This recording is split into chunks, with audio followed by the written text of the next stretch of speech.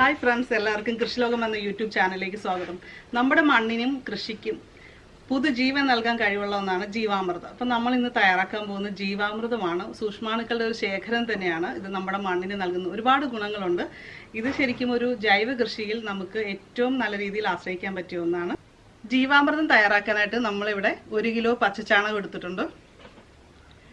ഇത് എപ്പോഴും ശ്രദ്ധിക്കേണ്ട ഒരു കാര്യം, പച്ച ചാണകം തന്നെ എടുക്കുക, ഉണങ്ങിയ ചാണകം പോരാ. അതുപോലെ തന്നെ ഇത് നാടൻ പശുവിൻ്റെ ചാണകം എടുക്കുന്നതാണ് എപ്പോഴും നല്ലത്. നാടൻ പശുവിൻ്റെ ചാണകത്തിലാണെങ്കിൽ 500 കോടിയിലേറെ സൂക്ഷ്മാണുക്കൾ ഉണ്ടെന്നാണ് പറയപ്പെടുന്നത്. ഇപ്പം അതില്ലെന്നോർത്ത് വിഷമിക്കേണ്ട, നമുക്ക് സാധാരണ പശുവിൻ്റെ ചാണകം കൊണ്ടാണെങ്കിൽ നമുക്കിത് ഉണ്ടാക്കാം.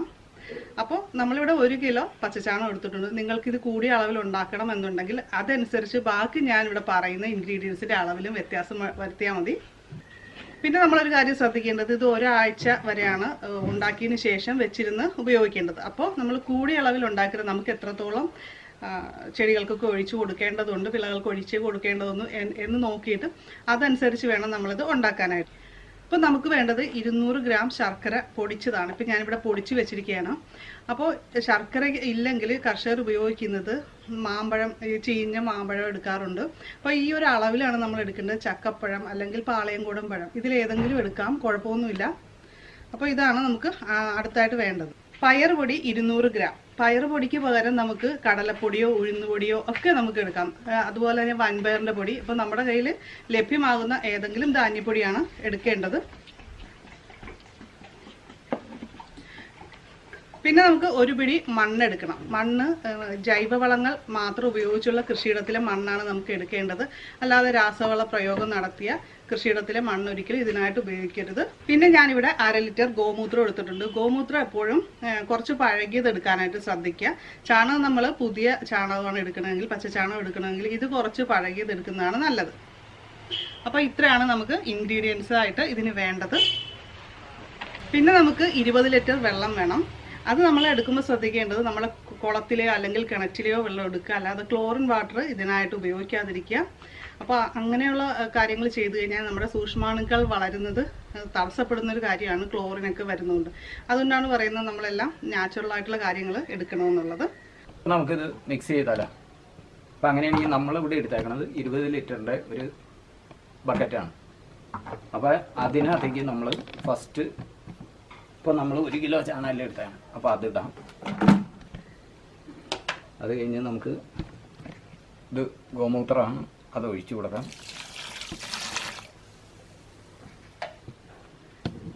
ഇത് പയറുപൊടിയാണ്.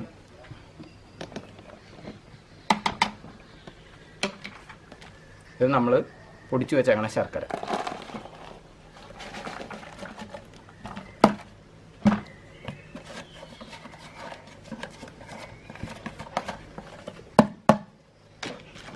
പിന്നെ നമ്മൾ എടുത്തു വെച്ചേക്കണം മണ്ണ്. ഇനി നമ്മൾ 20 ലിറ്റർ വെള്ളം ഒഴിക്കണം.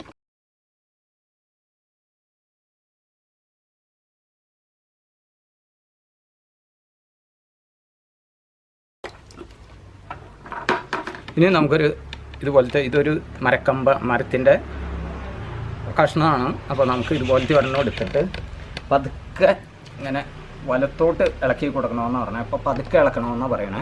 കാരണം ഇതിനകത്ത് ചെറിയ ചെറിയ സൂക്ഷ്മാണുക്കൾ ഉണ്ടാവും. അപ്പോൾ ഐറ്റങ്ങൾ ചത്തുപോകാതിരിക്കാനാണ് പതുക്കെ ഇളക്കാൻ പറയുന്നത്. നമുക്ക് ഇളക്കിയാലോ? ഇത് നമ്മൾ ഒരു ചണച്ചാക്ക് കൊണ്ട് മൂടിയിട്ട് തണലത്താണ് സൂക്ഷിക്കേണ്ടത്. അപ്പോൾ വെയിൽ കൊള്ളിക്കുകയാണെങ്കിൽ അതിൻ്റെ ജീവാണുക്കളൊക്കെ നശിച്ചു പോകാൻ സാധ്യതയുണ്ട്. അതുകൊണ്ടാണ് അങ്ങനെ പറയുന്നത്.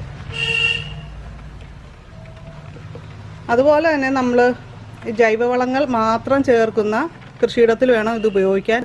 രാസവളങ്ങൾ ചേർത്ത മണ്ണിൽ ഇത് ഉപയോഗിക്കാൻ പാടില്ല. ഉപയോഗിച്ച് കഴിഞ്ഞാൽ അതിൻ്റെ ഗുണമൊന്നും ഉണ്ടാവില്ല. ഇത് കുറേ നാൾ നമ്മൾ ഈ ഇതുപോലുള്ള ജൈവവളങ്ങൾ ഉപയോഗിക്കുകയാണെങ്കിൽ മണ്ണിൻ്റെ രോഗപ്രതിരോധ ശക്തിയും കീടങ്ങളും ഒക്കെ മാറിക്കിട്ടുന്നതാണ്.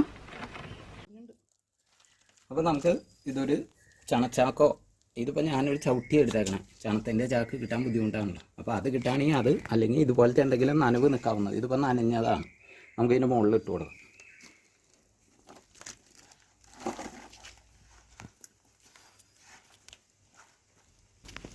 ഇത് നമ്മൾ 2 ദിവസം രാവിലെയും വൈകുന്നേരവും ഒന്ന് ഇളക്കി കൊടുക്കണം. 2 ദിവസത്തിന് ശേഷം നമുക്കിത് ഉപയോഗിക്കാം. 7 ദിവസം വരെ ഇത് ഉപയോഗിക്കാൻ പാടുള്ളൂ. ഇത് ഉപയോഗിക്കുന്ന വിധം എന്ന് പറയുന്നത്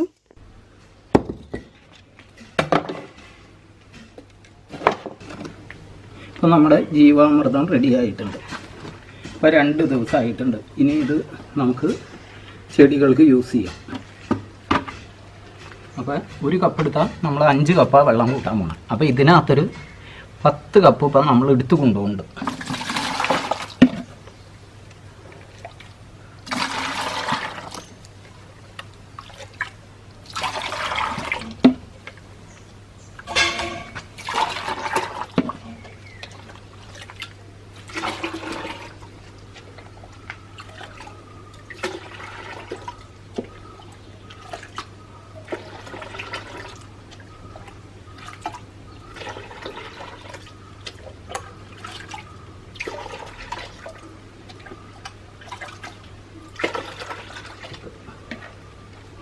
നമുക്ക് അതുപോലെ മൂടി വയ്ക്കാം.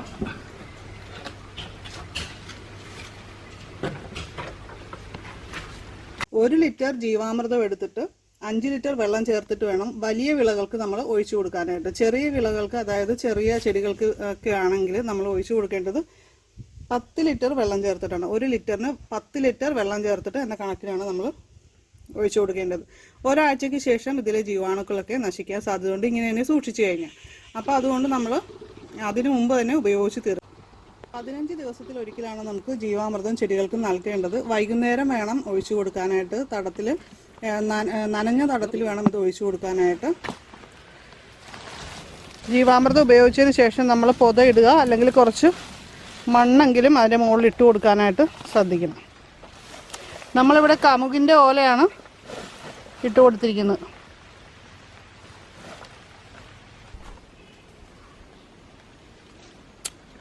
ചക്ക 65 ഉണ്ടാക്കാനായിട്ട് ഞങ്ങൾ ചക്കയൊക്കെ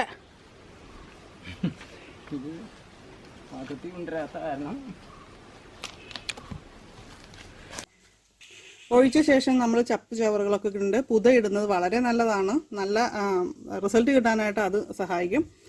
അതുപോലെ തന്നെ നമ്മുടെ മണ്ണിലെ നൈട്രോജൻ, ഫോസ്ഫറസ്, പൊട്ടാസ്യം ഇതൊക്കെ നന്നായിട്ട് വർദ്ധിക്കും നമ്മളിത് ജീവാമൃതം ഒഴിച്ചു കൊടുക്കുകയാണെങ്കിൽ. ജീവാമൃതം ഉപയോഗിക്കുന്ന വിളകളിൽ കീടശല്യവും രോഗങ്ങളും ഒന്നും ഉണ്ടാകാറില്ല. മണ്ണിൽ ജീവാമൃതം ഉപയോഗിക്കുമ്പോൾ 15 അടി താഴെയുള്ള മണ്ണിര വരെ മുകളിലേക്ക് വരും. അപ്പോൾ സസ്യങ്ങൾക്ക് ആവശ്യമുള്ള മൂലകങ്ങളൊക്കെ വേരുവെള്ളത്തിലേക്ക് എത്തിക്കാനായിട്ട് അത് സഹായിക്കുന്നുണ്ട്. അപ്പോൾ ഇന്നത്തെ ജീവാമൃതത്തിൻ്റെ വീഡിയോ നിങ്ങൾക്ക് എല്ലാവർക്കും ഇഷ്ടമായെന്ന് കരുതുന്നു. അപ്പോൾ എല്ലാവരും ഇത് ഉണ്ടാക്കി നോക്കണം. അത് എന്നിട്ട് നമ്മുടെ പച്ചക്കറികൾക്കൊക്കെ ഉപയോഗിച്ച് നോക്കുക. അപ്പോൾ നല്ല മാറ്റം ഉണ്ടാകും തീർച്ചയായിട്ടും. അതുപോലെ തന്നെ നമ്മുടെ ഈ ചാനൽ ഇതുവരെ സബ്സ്ക്രൈബ് ചെയ്യാത്ത പുതിയ കൂട്ടുകാരെ സബ്സ്ക്രൈബ് ചെയ്യുക. നോട്ടിഫിക്കേഷനായിട്ട് ബെല്ലൈക്കൺ ക്ലിക്ക് ചെയ്ത് ഓളെന്ന് സെലക്ട് ചെയ്യുക. ഈ വീഡിയോ മാക്സിമം നിങ്ങളുടെ ഫ്രണ്ട്സിനും റിലേറ്റീവ്സിനും ഒക്കെ ഷെയർ ചെയ്ത് കൊടുക്കുക. അപ്പോൾ നമുക്ക് മറ്റൊരു വീഡിയോയിൽ വീണ്ടും കാണാം. എല്ലാവർക്കും നല്ലൊരു ദിവസം ആശംസിക്കുന്നു. നന്ദി, നമസ്കാരം.